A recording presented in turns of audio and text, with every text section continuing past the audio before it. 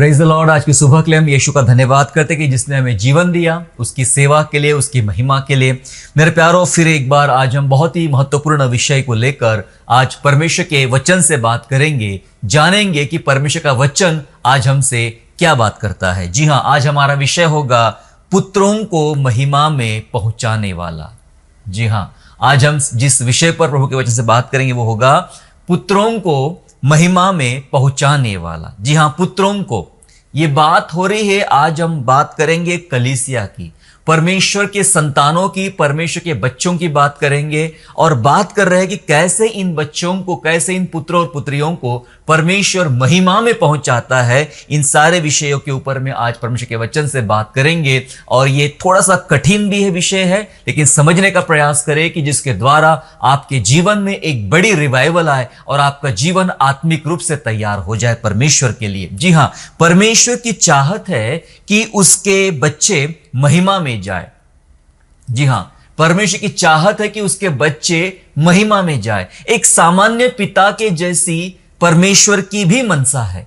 एक सामान्य पिता क्या सोचता है? सामान्य पिता सोचता है कि मेरे से भी ज्यादा अच्छा सुख, अच्छी बातें मेरे बच्चों को मिलना चाहिए। मेरे से भी अच्छी चीजें जो मैंने अपने जीवन में सुख पाया है, आनंद पाया है, उससे भी अच्छी बातें मैं अपने बच्चों को दूं। और यहां तो बात हो रही है हमारे स्वर्गीय पिता की, और स्वर्गीय पिता भी यही चाहता है कि जैसा उसका एक लौता पुत्र पिता की गोद में है, वो महिमा में पहुंचा है। परमेश्वर चाहता है कि उस पर विश्वास करने वाले और विश्वास के द्वारा जो परमेश्वर की संतान निर्माण हुए, ऐसे बच्चों को भी परमेश्वर महिमा में पहुंचाना चाहता है। जी हां, यही उसकी चाहत है कि अपने बच्चों को, परमेश्वर के पुत्रों को महिमा में पहुंचाए। वचनों के साथ समझने का प्रयास करेंगे और कुछ शायद गलत प्रश्न भी आपके दिमाग में आएंगे, उसको भी हमें दूर करना होगा। चलते चलते आइए प्रभु के वचन पर ध्यान देंगे। इब्रानियों 2 अध्याय वचन 10 निकाल लेंगे। हिब्रू चैप्टर 2 एंड वर्स 10, जहां ऐसा लिखा है, क्योंकि जिसके लिए सब कुछ है और जिसके द्वारा सब कुछ है, उसे यही अच्छा लगा कि जब वह बहुत से पुत्रों को महिमा में पहुंचाए तो उनके उद्धार के कर्ता को दुख उठाने के द्वारा सिद्ध करे। लिखा है वचन में कि यह अच्छा लगा परमेश्वर को कि बहुत से पुत्रों को महिमा में पहुंचाए। यही हमारा विषय आज का, बहुत से पुत्रों को महिमा में पहुंचाए। किसकी बात हो रही है? बात हो रही है कलीसिया की, क्योंकि आगे लिखा है कि पहुंचाए तो उनके उद्धार के कर्ता को, यानी यीशु को दुख उठाने के द्वारा सिद्ध करे। उनके उद्धार के कर्ता को। जी हां, हमारा उद्धारकर्ता कौन है? परमेश्वर, प्रभु यीशु मसीह। सो प्रभु ने क्या किया कि बहुत से पुत्रों को महिमा में पहुंचाने के लिए प्रभु यीशु मसीह को मृत्यु के द्वारा सिद्ध बनाया, और उसको यही अच्छा लगा कि बहुत से पुत्रों को महिमा में पहुंचाए। जी हाँ, ये महिमा में पहुंचाने की जो बात हो रही है, थोड़ा इसे हमें आज समझना पड़ेगा। कौन सी महिमा? कौन सी महिमा? एक बात मैं क्लियर करूंगा कि बार बार यही शब्द आएगा आज के संदेश में, महिमा महिमा महिमा, बार बार शब्द आएगा, लेकिन यहां वो महिमा की बात नहीं हो रही जो महिमा हमारे परमेश्वर की है। क्योंकि परमेश्वर का वचन बात करता है, अपनी महिमा दूसरों को नहीं दूंगा। परमेश्वर अपनी महिमा दूसरों को देगा नहीं, परमेश्वर अपनी महिमा खुद ही मूर्तों को देगा नहीं, और परमेश्वर अपनी महिमा किसी व्यक्ति को भी, किसी वस्तु को नहीं देगा। उसकी महिमा अपरंपार है, अद्भुत है, महान है। लेकिन यहां जो महिमा का शब्द इस्तेमाल किया गया है बाइबल में, ये दरअसल अलग पर्सपेक्टिव में है कि परमेश्वर के पुत्रों को, कलीसिया की बात हो रही, पुत्रों को महिमा में पहुंचाए। तो कौन सी महिमा? थोड़ा महिमा को समझ लेंगे। ये वो वाली महिमा नहीं है जो महिमा हमारे परमेश्वर की है, नहीं, ये नहीं, ये हो भी नहीं सकता कभी। लेकिन बाइबल फिर भी बात कर रही है कि महिमा में पहुंचाए। तो कौन सी महिमा? देखिए, क्या महिमा करेगा परमेश्वर अपने पुत्रों की? कैसे परमेश्वर अपने पुत्रों को महिमा में पहुंचाएगा? देखिए, कौन सी महिमा? परमेश्वर के जन के स्वरूप में परमेश्वर ऊंचा करता है। महिमा का पार्ट 1 बताया मैंने। कौन सी महिमा की बात हो रही है यहां पे? मैंने कहा कि परमेश्वर के जन के स्वरूप में ऊंचा करेगा परमेश्वर। आप कैसे ऊंचे हो रहे हो? जहां आप काम करते हो, जहां आप रहते हो, जहां आप जीवन जीते हो, ऐसे स्थानों में आपकी पहचान क्या होगी? लोग ये बहुत बड़ा इंजीनियर है, इसने तो बहुत अच्छे अच्छे काम किए, ये बहुत बड़ा टीचर है, इसने अच्छे बच्चों को पढ़ाया है, ये बहुत अच्छा बिजनेसमैन है, ये बहुत अच्छी बहन है, बहुत अच्छा काम करती है। नहीं नहीं नहीं नहीं, आपकी पहचान क्या होगी? आपकी पहचान आपका काम नहीं होगी। समझ लेना महिमा कौन सी है। बहुत ही साधारण भाषा में, प्रैक्टिकल तौर से मैं आपको समझाना चाहूंगा आज कि आपके काम से आपकी पहचान नहीं होगी, आपके क्षेत्र में जहां आप रहते हैं, लेकिन आप एक परमेश्वर के जन के स्वरूप में खड़े किए जाओगे कि आप परमेश्वर के जन हो। जब इब्राहिम हित्तियों के बीच में रहता था तो हित्ती लोग उसको मानते थे कि आप परमेश्वर के जन हैं। अन्य जातियों के बीच में आपकी पहचान क्या है? आपकी पहचान यह होना चाहिए कि आप एक परमेश्वर के जन हैं। You are the man of God या वुमेन ऑफ गॉड, है ना? आप वो है, ये आपकी पहचान होना चाहिए। और वो महिमा की बात हो रही है, परमेश्वर उस महिमा तक आपको पहुंचाएगा। फिर दूसरी भाषा में बात करें तो महिमा कौन सी महिमा है? कि हमारे क्षेत्रों में हमें श्रेष्ठ करना। हमारे क्षेत्र में आपका जो कुछ भी काम हो, जो कुछ भी कार्य हो, जो कुछ भी आपकी भूमिकाएं हो, परमेश्वर चाहता है कि आपको उस क्षेत्र में श्रेष्ठ बनाना। हो सकता है आप एक अच्छे बिजनेसमैन हो, एक साधारण से सेवक हो, आप एक गृहिणी हो, हाउसवाइफ हो, या फिर कुछ भी साधारण से विद्यार्थी हो, कोई बात नहीं, फर्क नहीं पड़ता। आप जिस क्षेत्र में फिलहाल है, उस क्षेत्र में परमेश्वर आपको श्रेष्ठ बनाएगा। दैट इज महिमा। लिखा है महिमा में पहुंचाएगा, ये आपको महान करेगा परमेश्वर उस क्षेत्र में। आप विद्यार्थी हो तो आपके विद्यार्थी वाले क्षेत्र में सभी से ऊपर आप रहोगे। आप एक गृहिणी हो, हाउसवाइफ हो, परमेश्वर आपको एक अच्छी पत्नी की भूमिका देगा, एक अच्छी पत्नी की आपको पहचान देगा। जैसे नीति वचन 31 की एक पत्नी की, एक स्त्री के बारे में परमेश्वर के वचन में लिखा गया है। आप जो कुछ कर रहे हो, जो कुछ आपका काम है, वहां आपको श्रेष्ठ किया जाएगा। फिर वो काम जैसा भी हो, कितना भी छोटा क्यों ना हो, चाहे छोटे से छोटे काम क्यों ना हो, उस छोटे से छोटे काम में भी परमेश्वर आपको श्रेष्ठ बनाएगा। और जब वह ऐसा करने वाला या कर रहा है, उसे कहते हैं महिमा। परमेश्वर अपने पुत्रों को उस महिमा में पहुंचाएगा। और तीसरी बात जो बता रहा हूं मैं आज इस महिमा के बारे में, कि हमारे कमियों को मिटा के, सुनिए, हमारे कमियों को मिटा के योग्यता में लाना। दैट इज महिमा। वो होती है महिमा। हमारे कमियों को मिटा के, हमारे अंदर बहुत सारी कमियां परमेश्वर देखता है और उन कमियों को जो मिटाना शुरू करता है, वो हमेशा वैसा नहीं रखता। बाइबल कहती है कि परमेश्वर ने संसार के मूर्खों को चुन लिया, परमेश्वर ने संसार के निर्बलों को चुन लिया। इसलिए नहीं कि जिंदगी भर वे मूर्ख बने रहे, इसलिए नहीं कि जिंदगी भर वे निर्बल बने रहे, इसलिए चुना ताकि वे बलवानों को लज्जित करे, अपनी शक्ति बताए कि मैं बाहर से तो बहुत कमजोर दिखता हूं, पर मेरी भीतरी शक्ति क्या है। मैं वैसे देखने में अनपढ़ हूं, जाहिल हूं, तुच्छ सा व्यक्ति हूं, लेकिन परमेश्वर ने मुझे श्रेष्ठ बनाया है, बना रहा है। ये जो परिवर्तन प्रभु करता है, हमारे कमियों को मिटा के हमारे अंदर योग्यता को निर्माण करता है, इसमें शामिल है महिमा। ये जो साधारण सी 3 बातें मैंने बताया है, इसमें सारी बातें सम्मिलित है। आत्मिक बातें और भौतिक बातें, सारी बातें सम्मिलित है। 3 बातें मैंने बताया, कौन सी? कि परमेश्वर आपको परमेश्वर के जन के स्वरूप में खड़ा करेगा जहां कहीं आप हैं। आपकी पहचान होगी कि आप परमेश्वर का जन हो।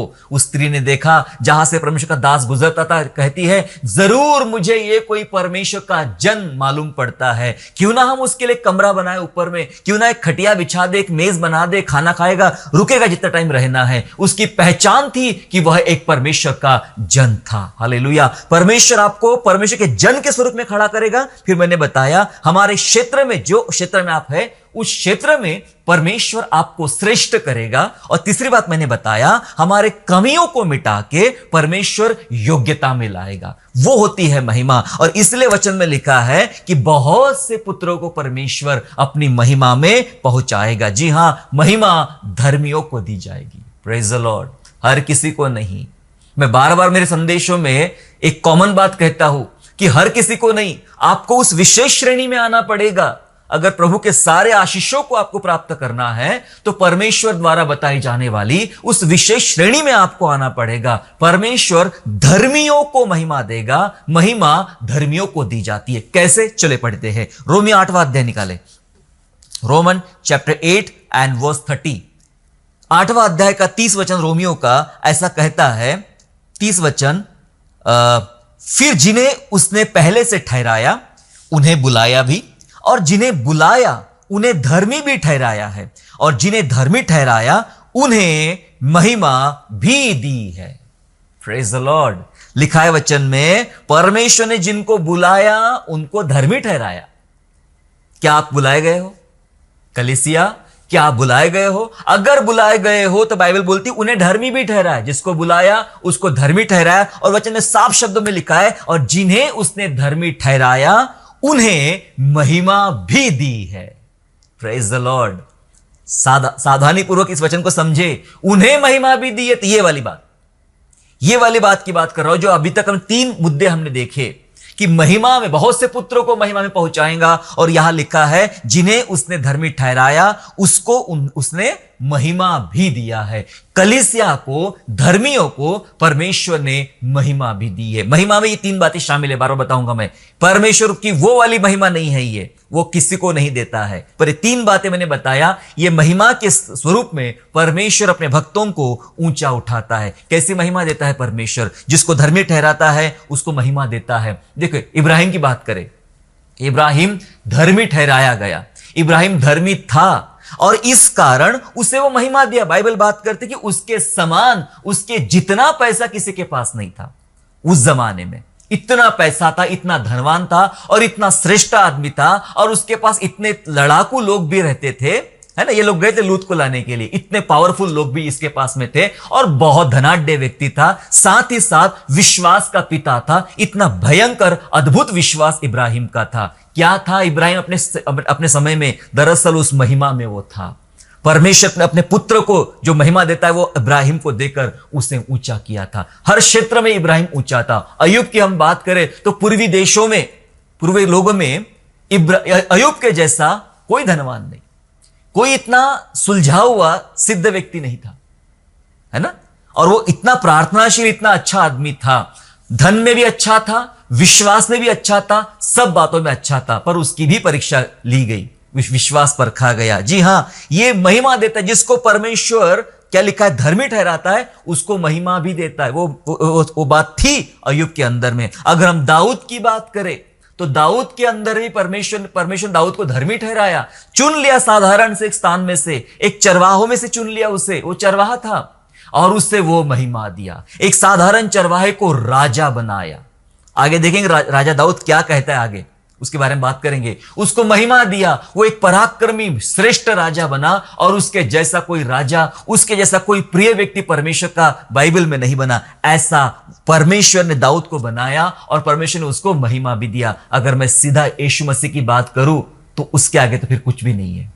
प्रभु यीशु मसीह मनुष्य बन के धरती पर आया, और प्रभु ने, पिता परमेश्वर ने उसको धर्मी ठहराया। यस, उसके बारे में गवाही दिया और उसको महिमा दी। ऐसी महिमा दी कि सब नामों में श्रेष्ठ नाम यीशु का नाम है। सब चीजों में, सब बातों में, चाहे अधोलोक में हो, पृथ्वी पर हो या फिर स्वर्ग में हो, सब में ऊंचा नाम यीशु का है। और इतना बड़ा पद और प्रतिष्ठा उसको दिया कि सीधा पिता की गोद में जाकर वो बैठ गया। जी हां, उसे महिमा भी दिया। मनुष्य के पुत्र होकर यीशु मसीह आया और उससे महिमा भी दिया। मैं यही बात बाइबल आज में समझाना चाह रही है कि धर्मियों को परमेश्वर महिमा देगा। जो धर्मी है, जो धर्मी बनाए जाते हैं, परमेश्वर उनको महिमा में पहुंचाया। और इसलिए आज हम पढ़ रहे हैं पुत्रों को महिमा में पहुंचाने वाला हमारा नासरी यीशु अपने पुत्रों को महिमा में पहुंचाएगा। क्या कलीसिया आज उस महिमा को पाना चाहती है? क्या कलीसिया आज उस महिमा को अनुभव करना चाहती है, देखना चाहती है? जो बातें अब तक मैंने प्रस्तावना के स्वरूप में आपके सम्मुख रखा हूं, यदि इन बातों को आप अपने लिए, व्यक्तिगत जीवन के लिए लेना चाहते हो, मानना चाहते हो, तो बहुत महत्वपूर्ण मुद्दों को आज आपको समझना पड़ेगा। इससे पहले कि पुत्रों की महिमा या पुत्रों को महिमा में पहुंचाने वाले प्रभु के उस बात को हम समझ ले, पहले समझना पड़ेगा परमेश्वर की महिमा को। पहले उसकी महिमा को समझे, उसकी महिमा कहां काम करती है, किस प्रकार से काम करती है, तब आपको समझ में आएगी कि ये वाली बात कि परमेश्वर कैसा अपने पुत्रों को महिमा में पहुंचाएगा। दाऊद इस प्रकार से कहता है, मेरे साथ निकालेंगे भजन संहिता अध्याय 3 भजन संहिता अध्याय 3 और उसका पद 3, साम चैप्टर 3 एंड वर्स 3 ऐसा कहता है, परंतु हे यहोवा, तूने तो मेरे चारों ओर मेरी ढाल है, तू तो मेरे चारों ओर मेरी ढाल है, तू मेरी महिमा और मेरे मस्तक का ऊंचा करने वाला है। हालेलुया। सुंदर बात परमेश्वर के वचन में लिखी गई है। दाऊद क्या कहता है? तू चारों ओर मेरी ढाल है, और सुन ध्यान से, तू मेरी महिमा है। ध्यान से पढ़े, अपने बाइबल में क्या लिखा है? तू मेरी महिमा है। कौन सी महिमा? वो वाली नहीं जो परमेश्वर की है, सबसे ऊंची नहीं, वो वाली बात नहीं हो रही। जो ये महिमा, जो 3 बातें मैं ऑलरेडी आपको बता चुका हूं। तू मेरी महिमा और मेरे मस्तक का ऊंचा करने वाला है। Yes, hallelujah. कलीसिया बोलो प्रभु यीशु मसीह की जय। हालेलुया। क्योंकि वो हमारे मस्तक का ऊंचा करने वाला और हमारी महिमा हमारा परमेश्वर है। दरअसल दाऊद जो ये भजन लिखता है यहां पर, वो परमेश्वर की महानता को जानता है, दूसरी बात अपनी कमियों को जानता है, इसलिए ऐसा कह रहा है। 2 बात जानता है, पहले परमेश्वर की महानता को जान रहा है और दूसरी बात अपनी कमियों को जान रहा है। तभी वो कहता है कि तूने मेरे चारों ओर, तू मेरी ढाल है, तू मेरे चारों मेरी ढाल है और मेरे मस्तक का ऊंचा करने वाला और मेरी महिमा तू है। क्योंकि मैं कुछ नहीं हूं, मैं निर्बल हूं, मैं एक साधारण सा पाप के लोगों में या पापी लोगों के मध्य में रहने वाला, अशुद्ध होठ वालों के बीच में रहने वाला यशायाह कहता है, मैं ऐसा आदमी हूं। पर मेरे जैसे साधारण व्यक्ति, एक मूर्ख तुच्छ से व्यक्ति को जो तूने बनाया है, जो तूने किया है, मैं इस बात को जानता हूं, मेरी निर्बलता को मैं जानता हूं, और मैं जानता हूं मैं इतना निर्बल होकर भी मैं कैसा प्रबल बन रहा हूं, मैं कैसा बलवंत हो रहा हूं, क्योंकि परमेश्वर तू मेरी ढाल है, तू मेरे मस्तक का ऊंचा करने वाला है और तू मेरी महिमा है। मतलब जहां कहीं मेरा नाम हो रहा, जहां मेरे बारे में चर्चा हो रही, पूरे राज्य के लोग नाच रहे थे कि शाऊल ने हजारों को मारा लेकिन दाऊद ने तो लाखों को मारा, ऐसा गाना गा रहे थे। ये जो महिमा दाऊद को मिल रही थी, दाऊद जानता था ये मेरे अंदर तो बहुत सी कमियां हैं, लेकिन मेरे कमियों को मिटाकर मुझे योग्य बनाने वाला मेरा परमेश्वर है। वो अपनी कमियों को जानता था मेरे प्यारों, वो अपनी कमियों को जानता था, क्योंकि वो ये भी जानता है कि परमेश्वर तुच्छ व्यक्तियों में, निर्बल व्यक्ति में, या दूसरी भाषा में कहूं अंधकारमय स्थानों में परमेश्वर कार्य करता है। अंधकारमय स्थानों में परमेश्वर कार्य करता है। और कैसे कार्य करता है, इस बात को समझने के लिए हमें पहले वाचा के तंबू को थोड़ा समझना पड़े। हालांकि ये बहुत ही बड़ा अध्ययन है, कभी इसके ऊपर हम अध्ययन करेंगे टेबरनेकल्स के बारे में, वाचा के तंबू के बारे में, लेकिन एक कुछ महत्वपूर्ण बात उसमें से मैं आपको बताना चाहता हूं। आइए जाने वाचा के तंबू के बारे में। परमेश्वर ने मूसा को बताया वाचा के तंबू का निर्माण करने के विषय में। सारी जानकारी या सारी जो उसके पीछे बातें थी, किस प्रकार से बनाना है, क्या करना है, ये सारी चीजें परमेश्वर ने मूसा को बताया। और जब वाचा का तंबू बनाया गया, इन सारी बातों पर मैं नहीं जाऊंगा, लेकिन जो मुख्य बात की तरफ मैं आपका ध्यान आकर्षित करना चाहता हूं कि वाचा का तंबू कैसा था। दरअसल वाचा का तंबू 3 भाग में बटा हुआ था। जी हां, 3 भाग में बटा हुआ था। इस पिक्चर को देखिए, यह आपको दिखाई पड़ेगा कि यह वाचा का तंबू है और यह वाचा का तंबू 3 भाग में बटा हुआ है। एक उसका बाहरी भाग है, ये जो बड़ा आंगन आपको दिख रहा है, ये उसका बाहरी भाग है। और उसके अंदर ये बाहरी भाग में हौद है, होम बलि के लिए एक स्थान रखा गया है बाहरी भाग में, है ना। लेकिन एक जो अंदर टेंट बनाया गया है, उसमें भी 2 भाग है। उसमें 2 भाग है, एक पहला तंबू और उसके भीतर एक दूसरा तंबू है। पहले तंबू जो होता है, पहले तंबू में भेंट की रोटियां रखी गई है, पहले तंबू में एक मेज रखा गया है, पहले तंबू में वो दीवट रखा गया जिसके अंदर दीप जलाने के लिए हारून को बोला गया था। किस प्रकार का तेल लाना और वो दीपक जलाना, वो वहां रखा गया है। लेकिन एक बीच में पर्दा डाला गया है। वैसे तो बहुत पर्दे थे वाचा के तंबू में, जिसके बारे में, पर्दों के बारे में बाइबल में बात करती है। कौन सा कपड़ा इस्तेमाल किया गया, कौन सा रंग इस्तेमाल किया, उसके बारे में पूरा उसके आत्मिक अर्थ है। ये वाचा का तंबू अपने आप में एक आत्मिक अर्थ है, मसीह यीशु को लेकर और कलीसिया को लेकर, जिसके बारे में कभी हम बात करेंगे। तो बीच में एक पर्दा था और फिर उसके भीतर एक अंतरम स्थान होता है, एक विशेष तंबू। उस विशेष तंबू में वाचा का संदूक रखा गया है। अब ये सारे तीनों जगह जो है ये वाचा के तंबू में जो पाई जाती है, इन तीनों जगह में जो बाहरी आंगन था, उस बाहरी आंगन में रोशनी कैसे होती थी? इस बाहरी आंगन में सूरज की रोशनी होती थी। जी हां, सूरज की रोशनी होती थी। और जो भीतरी आंगन है, जहां पे वो डिवट रखा गया है, जहां पे भेंट की रोटियां रखी गई है, मेज रखी गई है, वहां पर रोशनी कैसे होती थी? वहां बता दिया गया था, वहां पे एक दिवट यानी दीपक जलाना है। दीपक के द्वारा, दिए के द्वारा, दीपक के द्वारा वहां पर रोशनी होती थी। लेकिन जो भीतरी भाग था, पर्दे के उस पार, जहां पर वाचा का संदूक रखा गया था, क्या आप जानते हैं वहां कोई दीपक नहीं रखा गया था? वहां किसी प्रकार की रोशनी के लिए मना किया था प्रभु ने। वहां कोई रोशनी की जरूरत नहीं है, वहां कोई दीपक नहीं लगाना है। और उस पर्दे के भीतर सिर्फ महायाजक जा सकते थे, कोई भी याजक नहीं। ओनली महायाजक, वो भी साल में एक बार, वो भी साल में एक बार लोगों के पाप क्षमा को लेकर अपने आप को इसके भेड़ों के लहू से शुद्ध करते हुए अपने आप को फिर वो अंदर जाता था तमाम लोगों के पाप लेकर। और वहां कोई उजाला नहीं होता था। पता है ऐसा क्यों? ऐसा क्यों? बाहरी आंगन में सूरज का उजाला, भीतरी आंगन में दीपक का उजाला, लेकिन अंतरम जो तंबू है, अंतरम जो आंगस्थान है, वहां परमेश्वर की महिमा का प्रकाश होता था। हालेलुया! वहां कोई सूरज का प्रकाश नहीं, वहां कोई दीपक का प्रकाश नहीं, वहां परमेश्वर की महिमा का प्रकाश होता था। ऐसा प्रकाश होता था।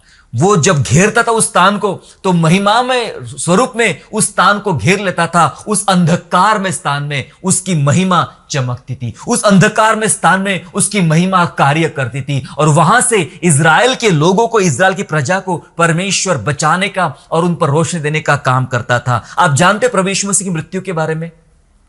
प्रभु यीशु मसीह की मृत्यु के बारे में, जब प्रभु यीशु मसीह की मृत्यु हुई तो मत्ती के 27वें अध्याय में आपको समझ में आएगा कि जब पूरे देश में अंधकार छा गया। पता है आपको? अंधकार छा गया। जैसे यहां अंधकार है, यह विशेष अंतरम स्थान में अंधकार है जहां वाचा का तंबू रखा गया है, वैसे ही मत्ती की पुस्तक में 27वां अध्याय और 45 और 46 पढ़ेंगे। 45 और 46 ऐसा लिखा है, दोपहर से लेकर तीसरे पहर तक सारे देश में अंधकार छाया रहा। तीसरे पहर के निकट यीशु ने बड़े शब्द से पुकार कर कहा, एली एली लमा शतब्दनी, अर्थात हे मेरे परमेश्वर तूने मुझे क्यों छोड़ दिया? क्या हो रहा है यहां पे? यहां अंधेरा क्यों छा गया? बिल्कुल वैसा अंधेरा जैसा वाचा के तंबू में उस अंतरम स्थान में अंधेरा होता था। पता है क्या हुआ? यहां पर संसारिक महिमा उड़ गई, संसारिक महिमा उड़ गई। अब केवल परमेश्वर की महिमा का प्रकाश है। अब यहां परमेश्वर की महिमा काम करने वाली है।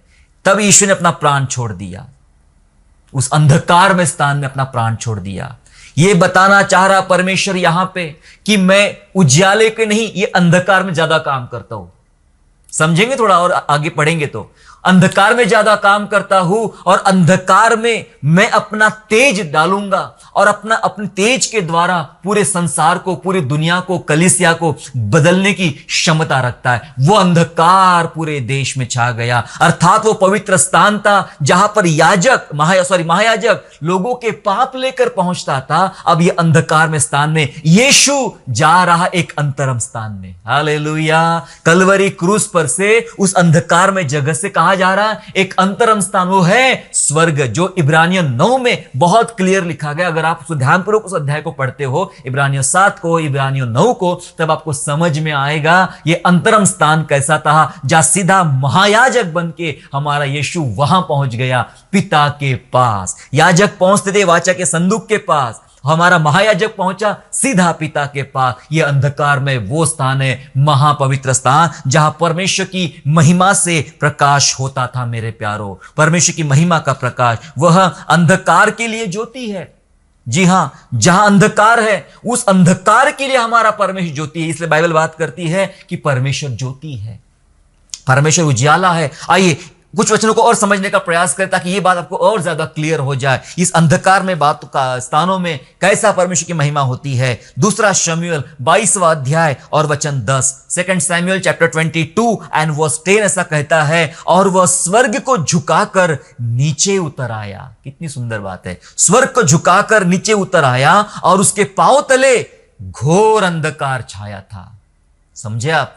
उसके पांव तले घोर अंधकार छाया था। जब परमेश्वर स्वर्ग से नीचे उतरा तो घोर अंधकार छाया था। पता है क्यों? यह अंधकार इसलिए है कि यहां पर ना सूरज की रोशनी की जरूरत है, ना किसी दीपक की रोशनी की जरूरत है। यहां सिर्फ परमेश्वर की महिमा ही काफी है। हालेलुया। कुछ समझ रहे आप? आपका जीवन की बात कर रहा हूं, कलीसिया के जीवन की बात कर रहा हूं। क्या कलीसिया का जीवन, आपका जीवन ये अंधकार में स्थानों की तरफ काला हो गया है, भर गया है?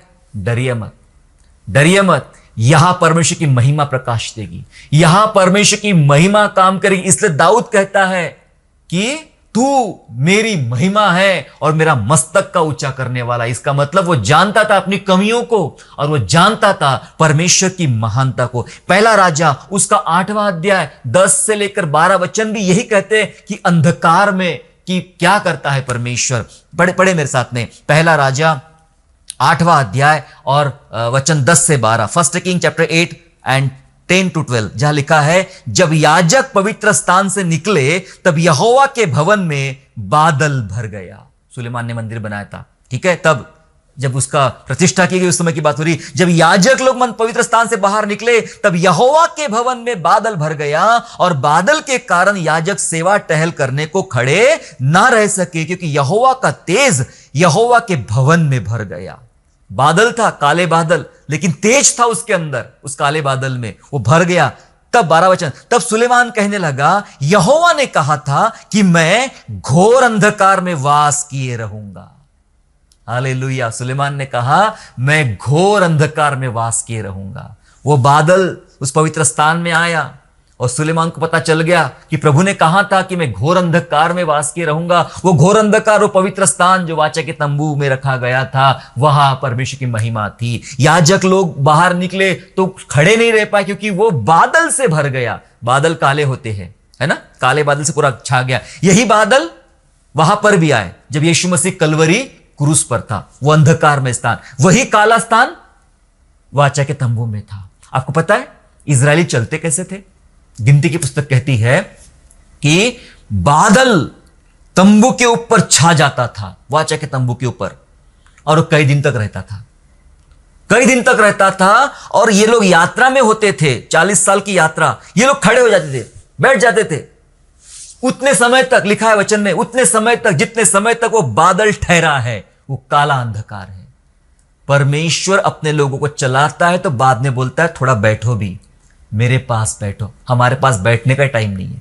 वो बैठा था और कितने भी दिन निकलते थे उसमें, और उसके बाद वो बादल ऊपर उठता था, तब इजरायली चलते थे, ऐसा लिखा है। और रात के टाइम पे उसी बादल में आग भर जाती थी, उसी बादल में आग भर जाती थी, तब वे लोग उस आग के द्वारा चला करते थे। लेकिन जब बादल उस तंबू के ऊपर, वाचा के तंबू के ऊपर छाता था, पूरा अंधकार होता था और ये लोग ठहर जाते थे। सुलेमान बोलता है प्रभु ने कहा था कि तू अंधकार में स्थानों में वास करेगा। जब मूसा को दर्शन दिया परमेश्वर ने, वो अंधकार में जगह थी। बाइबल बात बहुत जगह ऐसा हुआ, मूसा के साथ हुआ, वो अंधकार में जगह थी। मैं ये पता है क्यों बता रहा हूं आपको? बार बार अंधकार में स्थान इसलिए बता रहा हूं, ये अंधकार में स्थान दरअसल हमारा जीवन है, हमारा जीवन है। और हम अपने जीवन में कुछ भी नहीं कर सकते अपनी ताकत से, जब तक इसमें परमेश्वर का उजियाला ना आ जाए। परमेश्वर ने कहा कि अपने पुत्रों को महिमा में पहुंचाएगा। हमारा विषय आज का वह है, परमेश्वर अपने पुत्रों को महिमा में पहुंचाएगा। तो कैसे? सबसे पहले परमेश्वर ये अंधकार में जीवन में अपने बादल यानी अपने आप को भरेगा, छा लेगा उसके जीवन को, और अपनी महिमा भरेगा उसके जीवन में, अपनी महिमा भरेगा। और उस महिमा के आधार पे परमेश्वर आपको उठाएगा। कलीसिया, यदि आप अपने स्वयं के परिश्रम से उठने का प्रयास कर रही है तो आप अभी भी बाहरी आंगन में हो, जहां दीपक का उजाला मिल रहा है। ये तो कुछ नियम बताए, इसके बारे में बाद में बात करेंगे। नियम बताए गए थे, उस नियमों को पालने के लिए है, लेकिन भीतर में यीशु मसीह है। यीशु जिसके भीतर है उसका अंधकार में जीवन प्रकाशित हो सकता है, क्योंकि स्वयं परमेश्वर ज्योति है। इसलिए उसने कहा जगत की ज्योति मैं हूं। हालेलुया। पूरा जगत अंधकार है, पूरा जगत अंधकार है, और प्रभु जगत के लिए ज्योति है। वो महिमा में प्रकाश है, सूरज भी गलाने वाला है, आपको पता है ना, बाइबल बात करती है सूरज और चांद और तमाम नक्षत्र गल के नीचे गिरने वाले, सब खत्म होने वाला है, सारा प्रकाश जाता रहेगा और एक ही प्रकाश रहेगा और वो प्रकाश परमेश्वर का रहेगा। परमेश्वर के मुंह से, परमेश्वर के चेहरे से निकलने वाला प्रकाश रहेगा और उसी प्रकाश से पूरी दुनिया जो प्रभु नहीं बनाएगा उसमें सब कुछ प्रकाशित हो जाएगा जगत की। इसलिए उसने कहा मैं जगत की ज्योति हूं। हालेलुया, जगत की ज्योति। जगत की ज्योति परमेश्वर है और जगत की ज्योति अंधकार में जीवन को प्रकाशित कर सकती है और महिमा में उनको पहुंचा सकती है। जी हां, महिमा में पहुंचा सकती है। चले फिर से पढ़ते हैं भजन संहिता 84 84। भजन संहिता 84 क्या बोलता है सुनिएगा। साम 84 एंड वर्स 11। 84 अध्याय का 11 वचन ऐसा बोलता है, क्योंकि यहोवा परमेश्वर सूर्य और ढाल है, यहोवा अनुग्रह करेगा और महिमा देगा। जो लोग खरी चाल चलते हैं उनसे वह कोई अच्छा पदार्थ न रख छोड़ेगा। क्या आपने ध्यान से पढ़ा? लिखा है वह अनुग्रह करेगा और महिमा देगा। किसको? अपनी वाली महिमा नहीं देगा, वह आपको महिमा में उठाएगा, वो महिमा देगा। और कैसी महिमा देगा? लिखा है जो खरी चाल चलते हैं उनसे कोई अच्छा पदार्थ रखना छोड़ेगा। जगत की ज्योति यीशु नासरी है और वो यीशु नासरी आपके जीवन को महिमा में पहुंचा सकता है, महिमा देगा। और कोई भी अच्छी वस्तु, अगर आप सचमुच खरी चाल चलते हो तो आपसे कोई भी अच्छी से अच्छी वस्तु छिपा के नहीं रखेगा, वो आपको देगा, वो आपको प्रकाशित करेगा, आपके जीवन में एक महिमा का प्रकाश डालेगा। साम 91 भी पढ़ ले, 91 अध्याय वचन 15। भजन 91:15 ये कहता है, जब वह मुझको पुकारे तब मैं उसकी सुनूंगा, संकट में मैं उसके संग रहूंगा, मैं उसको बचाकर उसकी महिमा बढ़ाऊंगा।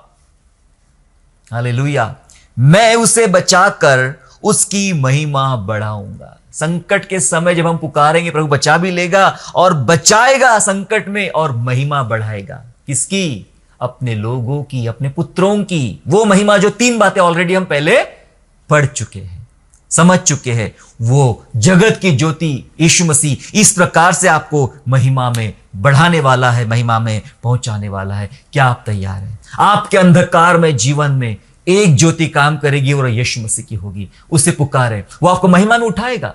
वो 3 बातें जो ऑलरेडी हम पढ़ चुके हैं कि कैसा प्रभु आपको परमेश्वर के जन के स्वरूप में खड़ा करेगा, वो आपको समझना पड़ेगा। आपको जानना पड़ेगा कि हमारे क्षेत्र में ही कैसा परमेश्वर हमें श्रेष्ठ करेगा। और आपको यह भी जानना पड़ेगा कि हमारे कमियों को मिटा के परमेश्वर हमारे भीतर योग्यता का निर्माण करेगा। ये वाली वो महिमा है जिसमें हमारा परमेश्वर पहुंचाने की बात करता है। मेरे प्यारो, जो पुत्र और पुत्रियां महिमा में पहुंचाए जाते हैं, जी हां सुनो, जो महिमा में पहुंचाए जाते हैं, दरअसल वे 0 से हीरो बन जाते हैं। हालेलुया, यह अनुभव होना चाहिए कलीसिया आपको। यह अनुभव होना ही चाहिए। आप किसी भी क्षेत्र के हो, आप किसी गांव के हो, किसी शहर के हो या किसी भी तरह के निचले दर्जे के हो, कोई फर्क नहीं पड़ता। वहीं से प्रभु उठाएगा, वहीं से प्रभु उठाएगा। और जब अपने पुत्र पुत्रियों को परमेश्वर अपनी महिमा में पहुंचाएगा तो वे सचमुच पहले 0 हालातों में होंगे और जब वे महिमा में पहुंचाए जाएंगे तो वे हीरो हालातों में होंगे। मैंने कहा, दाऊद ने कहा था ना, तू मेरा मस्तक का ऊंचा करने वाला और तू मेरी महिमा। ऐसा क्यों? पता क्यों कहा था? दाऊद जानता था अपनी असलियत को, मैं कुछ नहीं हूं प्रभु। और जब वह 0 से हीरो बनता, पता है कैसी प्रार्थना करता, कैसी बातें करता? देखो पहला इतिहास में 1 क्रॉनिकल चैप्टर 17 एंड 17-18 वर्स। पहला इतिहास 17 अध्याय और 17-18 वचन ऐसा बोलता है, और हे परमेश्वर, यह तेरी दृष्टि में छोटी बात हुई, क्योंकि तूने अपने दास के घराने के विषय भविष्य के बहुत दिनों तक की चर्चा की है। और हे यहोवा परमेश्वर, तूने मुझे ऊंचे पद का मनुष्य सा जाना है, ऊंचे पद का मनुष्य से जाना है। जो महिमा तेरे दास पर दिखाई गई है, सुनो, जो महिमा तेरे दास पर दिखाई गई है उसके विषय दाऊद तुझसे और क्या कह सकता है? तू तो अपने दास को जानता है। क्या लिखा है वचन में? वचन बोलता है, प्रभु तूने मुझे ऊंचा सा पद जाना है, तूने मुझे ऊंचे पद जैसा जाना है और तूने अपने दास को जो महिमा दिखाई है, जो महिमा दिखाई है, ये बहुत खास बात है। महिमा दिखाई है जिसके बारे में दाऊद और क्या बात कर सकता है, ऐसा लिखा है वचन में। वो दाऊद जानता है मैं क्या था, मैं चरवाहा था और मेरे परमेश्वर ने मुझे राजा बना डाला। जी हाँ, ये वो है जो परमेश्वर के पुत्र पुत्रियां महिमा में पहुंचाए जाते हैं। इनके जीवन में ऐसे बदलाव, ऐसी महिमामय बातें उनको देखने को मिलती है, आत्मिक भी और भौतिक भी। ये महिमा आप देख के रहोगे, अगर जैसा प्रभु के वचन में लिखा है कि अपने पुत्रों को महिमा में पहुंचाएगा। जी हां, आप महिमा में पहुंचोगे। उसका शुरुआत तो यही से होने वाला है, हालांकि इसका अंत स्वर्ग में होगा। वो असली महिमा होगी जो हम स्वर्ग जाएंगे, लेकिन शुरुआत तो यही से होना। आप यही से महसूस करोगे कि कैसा परमेश्वर महिमा में आपको ले चल रहा है, आपको बढ़ा रहा है। जी हां, आप प्रभावशाली भी बनोगे। सिर्फ इतना नहीं, आप प्रभावशाली बनोगे, प्रभु आपको प्रभावशाली व्यक्ति बनाएगा, ये उसकी महिमा रहेगी। और उनके जीवन से, मतलब आपके जीवन से परमेश्वर झलकना शुरू हो जाएगा। ये होगी सच्ची महिमा। आपके चलने से, आपके बोलने से, आपके खड़े होने से परमेश्वर झलकेगा। बाइबल बात करती है तुम्हारे कामों को देखकर लोग परमेश्वर पिता की तारीफ करेंगे, परमेश्वर पिता की महिमा करेंगे, परमेश्वर तुम्हारे द्वारा झलकेगा। अबीमेलेक ने इसहाक के पास आके बोला कि मैंने तेरे अंदर साक्षात परमेश्वर को देखा है, मतलब तेरे अंदर मैंने प्रभु को झलकते हुए देखा है। यूसुफ के बारे में बोला गया है कि यूसुफ के अंदर, वो पोतीफर ने देखा कि तेरे अंदर परमेश्वर का आत्मा रहता है। दरोगा ने बोला तेरे अंदर सच्चा आत्मा रहता है। दानियल के बारे में बोला गया कि दानियल के अंदर परमेश्वर का आत्मा रहता है। यस, इनके जीवन से परमेश्वर झलकता था, क्योंकि परमेश्वर इनको महिमा में उठा के ला रहा था। एक साधारण यूसुफ को प्रधानमंत्री बना दिया, एक गुलाम दानियल को उसने प्रधानमंत्री बना दिया, एक साधारण आदमी को, इब्राहिम को विश्वास का पिता बनाया, चरवाहे को राजा बनाया। जी हां, यह महिमा के स्थान में परमेश्वर के पुत्र को पहुंचाने वाला है। यदि आप उस महिमा के स्थान में जाने को तैयार हो, यदि आप उस महिमा को पाने को तैयार हो, तो प्रार्थना करें। अंधकार में जीवन हमारा है, नो प्रॉब्लम, यीशु को पुकारिए, यीशु को बुलाइए। वो अपने आप में जो बड़ी ज्योति है, बड़ा उजाला है, प्रकाशमान कर देगा, बदल के रख देगा आपके अंधकार में जीवन को और प्रभावशाली बना देगा। अगर आप उस महिमा को जो आप धरती पर होते हुए आप महसूस नहीं कर पा रहे हो, तो आज प्रार्थना करें। निश्चय परमेश्वर आपको उस महिमा को बताएगा जो उसने वचनों में पहले से बोल के रखा है हमारे लिए। आइए हम दुआ करेंगे। पिता, यीशु के नाम से आपका हम धन्यवाद करते प्रभु जी आपको, क्योंकि आपका वादा है प्रभु, तो बहुत से पुत्रों को महिमा में पहुंचाएगा। यस पिता परमेश्वर, तूने कहा जिसे तू धर्मी चुनता है उसे तू धर्मी बनाता है, और जिसे धर्मी बनाता है उसे महिमा भी देता है। यस पिता राजा, अब वो महिमा तू अपने बच्चों को जरूर देगा प्रभु जी। हम जानते हैं वो जो सर्वश्रेष्ठ महिमा प्रभु की है, वो हम ना ले सकते हैं ना किसी को दे सकते, वो परमेश्वर की है, और आपको छोड़ दूसरा कोई हमारा इतना महान प्रभु नहीं है। लेकिन प्यारे पिता परमेश्वर, जो महिमा का शब्द आपने बाइबल में हमारे रखा है ईश्वर राजा, ये शब्द हमें उठाने के लिए है, हमारे क्षेत्रों में उठाने के लिए है, हमें परमेश्वर का जन के स्वरूप में खड़ा करने के लिए पिता परमेश्वर, हमारी अयोग्यता को हटाकर उसे योग्यता में लाने के लिए प्रभु जी। प्रभु, इस महिमा के लिए आपको हम धन्यवाद करते पिता। मैं आज दुआ करता हूं मेरे तमाम भाई और बहनों के लिए जो अपने तकलीफ भरे हालातों से गुजर रहे हैं। वे तकलीफें पाप के कारण आई है, शायद वो बीमारी के कारण, शायद कंगाली के कारण, शायद और कोई कारण से, लेकिन प्रभु उनका यदि जीवन अंधकार में इस बातों से भर रहा है, पिता आपसे विनती करते हैं, अंधकार में ज्योति आप है प्रभु। आप आएंगे तो हमें किसी रोशनी की जरूरत नहीं पड़ेगी, आप खुद एक बड़ी रोशनी है पिता राजा। आपके द्वारा हमारा जीवन प्रकाशित हो जाए और बदल जाए, और हम वो महिमा को देखने वाले बने प्रभु जो आपने अपने वचन में हमारे लिए रखी है। प्रभु जी आपको हम धन्यवाद करते, धन्यवाद पिता इस वचन के लिए, और सुनने वाले तमाम मेरे बहन भाइयों के लिए उन पर अपने आशीष रखना ईश्वर राजा, ताकि वे महसूस करें प्रभु के उस महान कामों को। धन्यवाद स्तुति करते हैं उद्धारकर्ता प्रभु यीशु के नाम से प्रार्थना मांगते हैं, आमीन। आशा करता हूँ आज के संदेश के द्वारा आपने आशीष प्राप्त किया है। यदि सचमुच आपने आशीष प्राप्त किया है तो इस संदेश को दूसरों के साथ शेयर कीजिए, और हमारे दूसरे भी संदेशों को सुनने के लिए हमारे चैनल को सब्सक्राइब करें और नोटिफिकेशन के लिए बेल आइकन को दबाइए। और हाँ, यीशु पर विश्वास करना ना छोड़ें, वो आपको आशीषमय स्थानों की ओर आगे ले जाएगा। God bless you all.